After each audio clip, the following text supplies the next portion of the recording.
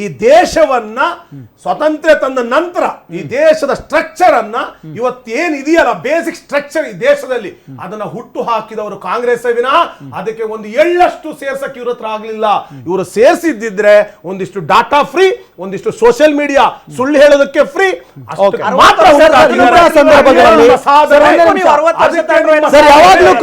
ಯಾವಾಗ್ಲೂ ಕೂಡ ಈ ಉತ್ತರ ಭಾರತ ದಕ್ಷಿಣ ಭಾರತ ಅಂತ ಬಂದಾಗ ನಿಲುವು ತಾಳ್ಕೊಳ್ಳೋದು ಅಥವಾ ಸ್ಪಷ್ಟವಾಗಿ ಮಾತಾಡೋದು ಅಂತ ಆದ್ರೆ ಪ್ರಾದೇಶಿಕ ಪಕ್ಷಗಳು ಸರ್.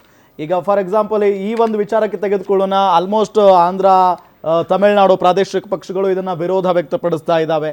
ಜೊತೆಗೆ ಕುಮಾರಸ್ವಾಮಿ ಅವರು ಅಥವಾ JDS ಪಕ್ಷ ಬಿಜೆಪಿಯೊಂದಿಗೆ ಈಗ ಮೈತ್ರಿ ಮಾಡ್ಕೊಂಡಿದೆ ಅನ್ನೋ ಕಾರಣಕ್ಕೆ ಇದನ್ನು ಒಪ್ಕೊಳ್ತಾ ಇದೆಯಾ ಅನ್ನೋ ಪ್ರಶ್ನೆ ಇದೆ. ನೋಡಿ ಸರ್, ಈ ದೇಶದಲ್ಲಿ ಅಭಿವೃದ್ಧಿ ಆಗಬೇಕಾಯ್ತು, ಸಮಗ್ರ ದೇಶ ಭಾರತ ದೇಶ ಅಭಿವೃದ್ಧಿ ಆಗಬೇಕು ಹೊರತು ಎಲ್ಲೋ ಒಂದ್ ಕಡೆ ಹಿನ್ನೆಲೆ ಆಗ್ಬಾರ್ದು.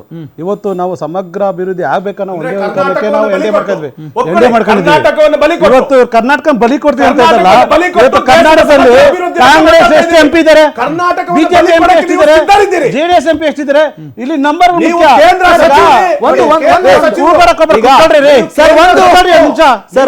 ನಿಮಿಷ ಕುತ್ಕೊಳ್ರಿ. ಇವತ್ತು ಇವ್ರು ಏನ್ ಹೇಳ್ತಾ ಇದ್ದಾರೆ, ಇವತ್ತು ಏನೋ ವಿಸ್ತರಣೆ ಆಗಿದ ತಕ್ಷಣ ಕಾಂಗ್ರೆಸ್ ಸರ್ವನಾಶ ಆಗೋಗುತ್ತೆ ಅನ್ನೋ ಭಯದ ವಾತಾವರಣ ಎದ್ದು ಕಾಣಿಸ್ತಾ ಇದೆ. ಕಾಂಗ್ರೆಸ್ ಸರ್ಕಾರದಿಂದ ಕಾಣಿಸ್ತಾ ಇದೆ, ಸಾಧ್ಯ ಇಲ್ಲ. ಇವತ್ತು ಕಾಂಗ್ರೆಸ್ ಸರ್ಕಾರದಿಂದ ಕಾಣಿಸ್ತಾ ಇರೋದು ಇಷ್ಟೇ. 17 ಸೀಟ್ ಇರೋದು ನಿಮ್ದು. ಮಾತಾಡಕ್ ಬಿಡ್ತೀರಾ ಇಲ್ಲ? ನೀವು ಮಾತಾಡ ಸರ್ವನಾಶ ಒಂದ್ ನಿಮಿಷ ಕೇಳ್ರಿ, ನೀವು ಮಾತಾಡಕ್ ಬಿಟ್ಟಲ್ಲ ಕೇಳಿ. ಮತ್ತೆ ನಿಮ್ಮ ಭಯ ತೋರಿಸ್ತಾ ಇದೆಯಲ್ಲ, ಭಯದ ತೋರಿಸ್ತಾ ಇದೆಯಲ್ಲ, ನಿಮ್ಮ ಭಯದ ಮಾತುಗಳು ಇವೆಲ್ಲ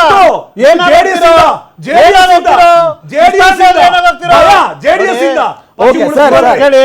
2014 ವರ್ಷಗಳ ಹಿಂದೆ ನಡೆದಂತ ಸರ್ಕಾರ ಈಗ ನಡೆಯಕ್ಕೆ ಬಿಡಲ್ಲ. ಈ ದೇಶದಲ್ಲಿ ಜನಕ್ಕೆ ಅಭಿವೃದ್ಧಿ ಬೇಕಾಗಿದೆ. ಏನು 2014 ನಡೀತಲ್ಲ, 2004 2014 ನಡೀತಲ್ಲ ಈ ದೇಶದಲ್ಲಿ ಕಾಂಗ್ರೆಸ್ ಸರ್ಕಾರ ನಡೀತಲ್ಲ. ಅವತ್ತು ನಡೆದಿರೋಂಥ ಭ್ರಷ್ಟಾಚಾರಗಳು ಈ ದೇಶದಲ್ಲಿ 2014 ಮೇಲೆ ಎಲ್ಲೂ ಕಂಡಿಲ್ಲ, ಮಾಡಿಲ್ಲ.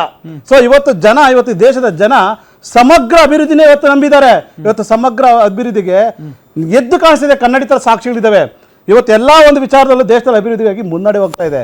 ಅಂತ ಒಂದು ಸಂದರ್ಭದಲ್ಲಿ ವಿಸ್ತರಣೆಗಳು ಅನಿವಾರ್ಯ ಆಗಿದೆ. ಇವತ್ತು ಜನಸಂಖ್ಯೆಗಳು ಜಾಸ್ತಿ ಆಗ್ತಾ ಇದ್ದಾವೆ. ಸೊ ಇಲ್ಲಿ ಡೆವಲಪ್ಮೆಂಟ್ ಆಗಬೇಕಾದಾಗ ಕ್ಷೇತ್ರವಾರುಗಳು ವಿಂಗಡಣೆ ಆಗ್ಲೇಬೇಕು. ಇವತ್ತು ಇವ್ರು ಏನ್ ಹೇಳ್ತಾರೆ, ನಾವು ಒಂದು ಎಕ್ಸಾಂಪಲ್ ತಗೋಬೇಕಾದ್ರೆ ಕಾಂಗ್ರೆಸ್ ಅವ್ರದ್ದು ತಗೋಬೇಕಿಲ್ಲ, ನಾವು ಬೇರೆ ತಗೋಣಕ್ಕಾಗಲ್ಲ. ಯಾಕಂದ್ರೆ ಇಲ್ಲಿ ಕಾಂಗ್ರೆಸ್ ಸರ್ಕಾರ ಕರ್ನಾಟಕದಲ್ಲಿ ಮಾಡ್ತಾರದು ಏನು, GB ಯಾಕಪ್ಪ ಮಾಡ್ತು ಅಂತ ಕೇಳಿದ್ರೆ ಅವ್ರು ಏನ್ ಹೇಳ್ತಾರೆ, ಬೆಂಗಳೂರು ಇವತ್ತು ಬೃಹತ್ಕಾರ ಬೆಳೆದಿದೆ, ಇಡೀ ಇಂಟರ್ನ್ಯಾಷನಲ್ ಇವತ್ತು ಕಾಣಿಸ್ತಾ ಇದೆ. ನಾವು ಒಂದು ಮೇಯರ್ ಇಕ್ಕಂಡ್ರೆ ಕಾಣಿಸಲ್ಲ, 5 ಮೇಯರ್ಗಳು ಬೇಕು. ಕೆಂಪೇಗೌಡರು ಕಟ್ಟಿದಂತ ಬೆಂಗಳೂರನ್ನ 5 ಭಾಗ ಮಾಡಿ ನಾವು ಡೆವಲಪ್ಮೆಂಟ್ ಮಾಡ್ತೀವಿ, ಗ್ರೇಟ್ ಬೆಂಗಳೂರು ಮಾಡ್ತೀವಿ ಅಂತ ಒಂದು ಸಂದೇಶ ಕೊಟ್ರಲ್ಲ ಈ 7 ಕೋಟಿ ಜನಕ್ಕೆ. ಅದೇ ರೀತಿ ನರೇಂದ್ರ ಮೋದಿ ಈ ದೇಶಕ್ಕೆ ಒಂದು ಸಂದೇಶ ಕೊಡ್ತಾ ಇದ್ದಾರೆ. ಸಮಗ್ರವಾಗಿ ಭಾರತ ಮುನ್ನೋಗ್ತಾ ಇದೆ. ಇದು ವಿಶ್ವದಲ್ಲಿ 2ನೇ ಸ್ಥಾನ 3ನೇ ಸ್ಥಾನದಲ್ಲಿ ನಿಂತಿದೆ. ನಾವು 1ನೇ ಸ್ಥಾನಕ್ಕೆ ಹೋಗ್ಬೇಕಂದ್ರೆ ಸಮಗ್ರ ಅಭಿವೃದ್ಧಿ ಆಗಲೇಬೇಕು. ಅಭಿವೃದ್ಧಿ ಆಗೋ ಜಾಗ ಪ್ರಾದೇಶಿಕ ಪಕ್ಷಗಳು ಕೈ ಜೋಡಿಸಬೇಕಾಗುತ್ತೆ.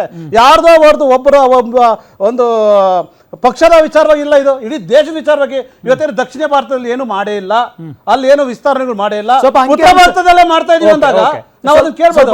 ನಿಮ್ ಬಾಯಿಂದ ನೀವು ಅಂಕಿ ಅಂಶಗಳನ್ನ ಹೇಳ್ಬಿಡ್ತೀರಾ ಸರ್? ನೋಡಿ, ಯಾವ ರಾಜ್ಯಕ್ಕೆ ಎಷ್ಟೆಷ್ಟು ಬರ್ಬೋದು ಆ ವಿಚಾರ ಬಂದಾಗ ಕರ್ನಾಟಕದೇ ಹೇಳಿ. ಕರ್ನಾಟಕದಲ್ಲಿ 28 ಕ್ಷೇತ್ರಗಳಿದ್ವು, ಇದಾವೆ. ಇವತ್ತು ಅದನ್ನ 42ಗೆ ಹೋಗ್ತಾ ಇದ್ದಾವೆ.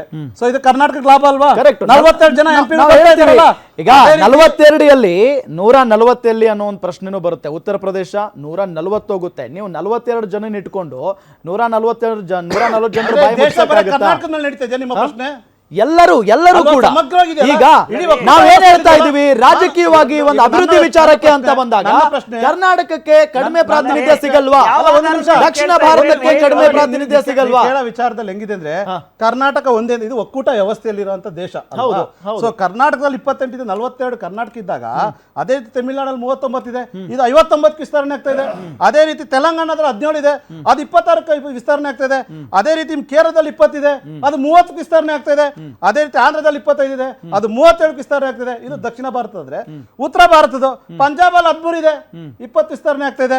ಹರಿಯಾಣದಲ್ಲಿ 10 ಇದೆ, 15ಕ್ಕೆ ವಿಸ್ತರಣೆ ಆಗ್ತಾ ಇದೆ. ದೆಹಲಿಯಲ್ಲಿ 7 ಇದೆ, 11ಕ್ಕೆ ವಿಸ್ತರಣೆ ಆಗ್ತಾ ಇದೆ.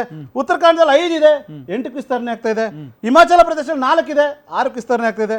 ಜಮ್ಮು ಕಾಶ್ಮೀರದಲ್ಲಿ 5 ಇದೆ, 8ಕ್ಕೆ ವಿಸ್ತರಣೆ ಆಗ್ತಾ ಇದೆ. ಉತ್ತರ ಪ್ರದೇಶದಲ್ಲಿ 80 ಇದೆ, 120ಕ್ಕೆ ವಿಸ್ತರಣೆ ಆಗ್ತಾ ಇದೆ. ಅದೇ ರೀತಿ ಬಿಹಾರಲ್ಲಿ 40 ಇದೆ, 60ಕ್ಕೆ ವಿಸ್ತರಣೆ ಆಗ್ತಾ ಇದೆ. ರಾಜಸ್ಥಾನದಲ್ಲಿ 25 ಇದೆ, 38ಕ್ಕೆ ವಿಸ್ತರಣೆ ಆಗ್ತಾ ಇದೆ. ಮಹಾರಾಷ್ಟ್ರ 48 ಇದೆ, 72 ವಿಸ್ತರಣೆ ಆಗ್ತಾ ಇದೆ. ಗುಜರಾತ್ ಅಲ್ಲಿ ನೀವು total 29 ಹೇಳಿ, 39 ವಿಸ್ತರಣೆ ಆಗ್ತಾ ಇದೆ. South ಗೆ ಹೇಳಿ, ಮಧ್ಯಪ್ರದೇಶದಲ್ಲಿ 29 40 ಯಾವ ಆಧಾರ? ಒಂದು ನಿಮಿಷ. ಒಬ್ಬ ದೇಶದ ಛತ್ತೀಸ್ಗಢ ಹೇಳಿ. ಛತ್ತೀಸ್ಗಢ ದಕ್ಷಿಣ ಭಾರತಕ್ಕೆ ಏನು ಅನ್ಯಾಯ ಆಗ್ತಾ ಇದೆ ಅಂತ. ಕಾಂಗ್ರೆಸ್ ಸರ್ಕಾರ ಆಗಿ ನಮ್ಮ ದೇಶ ಮಟ್ಟಕ್ಕಾಗಿದ್ದು. ಒಂದು ನಿಮಿಷ. ಛತ್ತೀಸ್ಗಢ 17 ಇದೆ, 11 ಇದೆ, 17 ವಿಸ್ತಾರ ಆಗ್ತಿದೆ.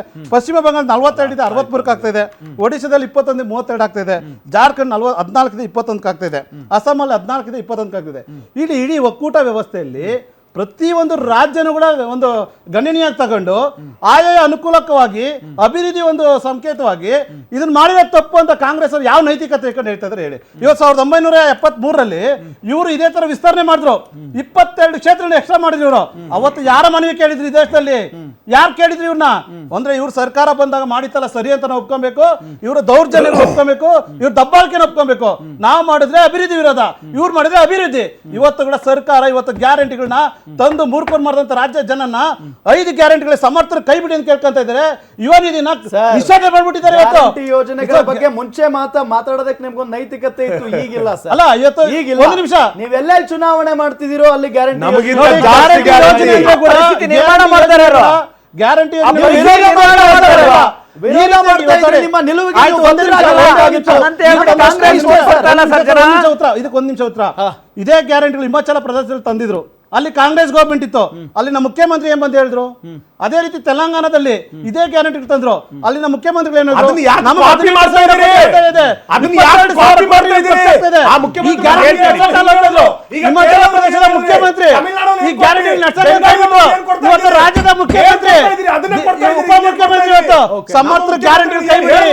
ಇವತ್ತು ಯುವ ನಿಧಿನ ನಿಷೇಧನೆ ಮಾಡ್ಬಿಟ್ಟು ಯುವ ನಿಧಿನ ಈ ಗ್ಯಾರಂಟಿ ನಿಷೇಧನೆ ಮಾಡ್ಬಿಟ್ರಿ. ಇವತ್ತು 5,000 ಕೋಟಿ ಲೂಟಿ ಮಾಡ್ಬಿಟ್ರಿ. ಇವತ್ತು ಮಹಿಳಾ ಶಕ್ತಿ ಈ ರೀತಿಯ ಗ್ಯಾರಂಟಿ ತಂದು ಇವತ್ತು ಸರ್ಕಾರ 7 ಕೋಟಿ ಜನ ಮೋಸ ಮಾಡಿದೆ. ಇವತ್ತು 7 ಕೋಟಿ ಜನ ಮೋಸ ಮಾಡಿ ಸರ್ಕಾರ ಅಂದ್ರೆ ಕಾಂಗ್ರೆಸ್ ಸರ್ಕಾರ. ಇವತ್ತು ನೀವು 3 ವರ್ಷದಲ್ಲಿ ಸೂಪರ್ ಟ್ಯಾಕ್ಸ್ 60,000 ಕೋಟಿ ನೋಡಿ. ಇವ್ರೊಂದ್ ಕಡೆ ಹೇಳ್ತಾರೆ, ಇವ್ರೊಂದ್ ಕಡೆ ಹೇಳ್ತಾರೆ, ಮುನೀರ್ ಕೇಳಿ ಒಂದು ನಿಮಿಷ ಕೇಳಿ. ಇವ್ರು ಹೇಳ್ತಾರೆ ಇವತ್ತು GST CST ಜಾಸ್ತಿ ಮಾಡ್ಬಿಟ್ರು ಅಂತ ಹೇಳ್ಬಿಟ್ರು.